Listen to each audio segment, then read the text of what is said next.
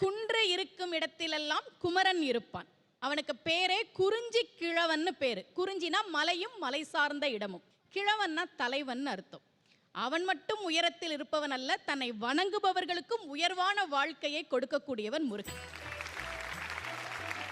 ஏன் அவனை தமிழ் கடவுள்னு சொல்றோம்? இந்த அகரத்துக்கு என்ன சிறப்பு அப்படின்னா, திருவள்ளுவர் சொல்றார், அகர முதல எழுத்தெல்லாம் ஆதி பகவன் முதற்றே உலகு.